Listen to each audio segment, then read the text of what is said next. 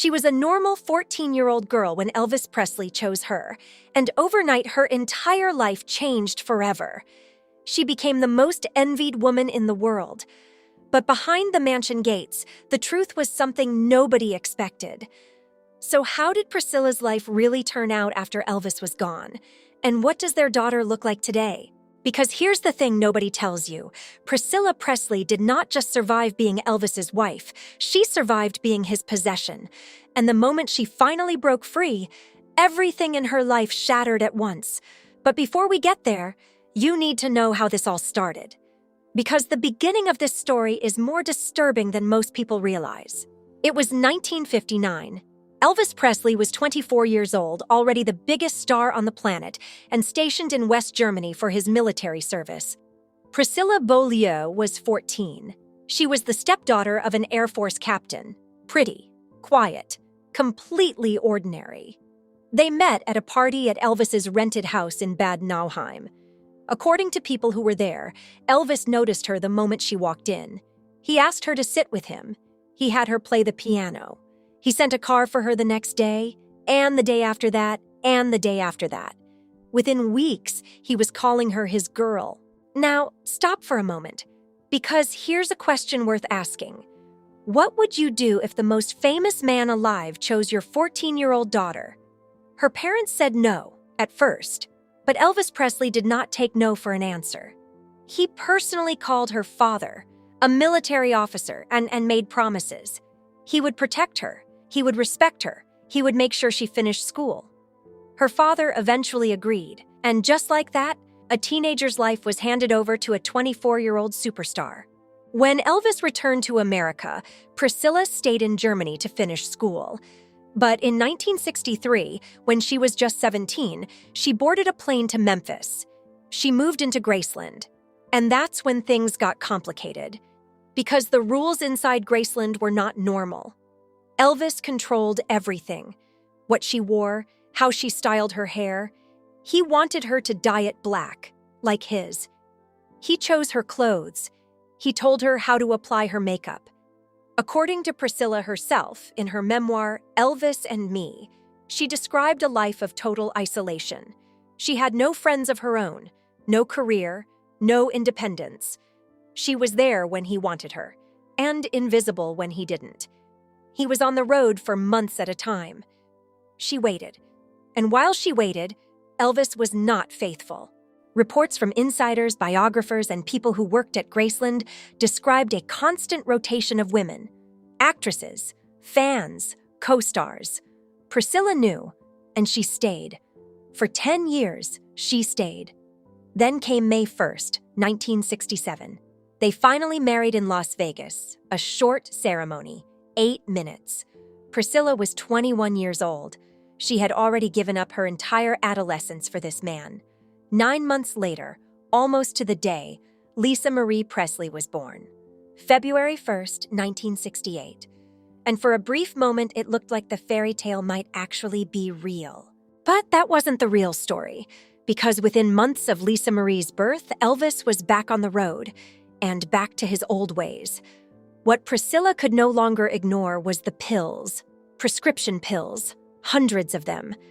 Elvis was consuming a mixture of uppers, downers, and painkillers that shocked even the people closest to him. His doctor, George Nikopoulos, was later charged with overprescribing. The list of medications found in Elvis's system when he died was staggering. At home, the man Priscilla lived with was not the Elvis the world saw on stage. He was unpredictable. He slept all day. He was obsessed with karate and spiritual readings. He gained and lost weight dramatically. He fired guns inside the house, and then Priscilla made a decision that many would call unforgivable, at least in Elvis's eyes. She fell in love with someone else. His name was Mike Stone, a karate instructor Elvis himself had introduced her to. When Elvis found out, he was destroyed. People close to him said he never fully recovered from the betrayal. There are reports, and they were widely circulated at the time, that Elvis, in a fit of rage, asked one of his Memphis Mafia to take care of Mike Stone. The man talked him down, but Elvis carried that wound for the rest of his life. In 1973, Priscilla filed for divorce. She was 27 years old. She had never lived a single adult day outside of Elvis Presley's shadow. Now she had to figure out who she actually was. And here is where most people get the story completely wrong, because they assume Priscilla fell apart. She didn't. She walked out of Graceland and she built something. She went to fashion school. She launched a cosmetics line, Biss and Beau. She took acting classes. She studied. She worked. And then, in 1988, she took a role that nobody saw coming. She played Jane Spencer in the Naked Gun franchise, alongside Leslie Nielsen. 3 films, critically liked, and she was genuinely funny. The woman who had spent 2 decades being dressed up and told to be silent turned out to have a voice and a sense of humor that Hollywood hadn't seen coming. After Elvis died in August 1977, Priscilla did something else that surprised everyone. She fought for Graceland. Elvis had left behind $10 million in debt. The estate was hemorrhaging money. His ex-wife, a woman the public had mostly forgotten, stepped in as co-executor and made a decision that changed everything. She opened Graceland to the public in 1982. Today, Graceland draws hundreds of thousands of visitors every year and is one of the most visited private homes in America. Priscilla didn't just save the estate, she turned it into an empire. Elvis Presley Enterprises became a multi-million-dollar brand, and she was the one running it. The woman who spent years being told what to do had turned out to be one of the sharpest businesswomen in the entertainment industry. But even as her own story became a triumph, the story of Lisa Marie was taking a darker turn. Lisa Marie Presley grew up in the eye of a storm she never asked to be part of. She was Elvis's only child. She inherited his musical ability, his intensity, and his name, along with everything that name carried. 4 marriages, a life lived under constant scrutiny. She married musician Danny Keough in 1988. Then, in one of the most talked-about marriages of the 1990s, she married Michael Jackson in 1994. That marriage lasted less than 2 years. Then Nicolas Cage in 2002, then Michael Lockwood in 2006. She spoke openly about her struggles, about the weight of being Elvis Presley's daughter, about addiction, about the pressure of a legacy that could crush a person. But the hardest chapter came in July 2020. Her son, Benjamin Keough, who looked so much like Elvis that photos of him went viral, died by suicide at the age of 27. Lisa Marie was devastated. In a raw, deeply personal essay she wrote for National Grief Awareness Day just months before her own death, she described it plainly.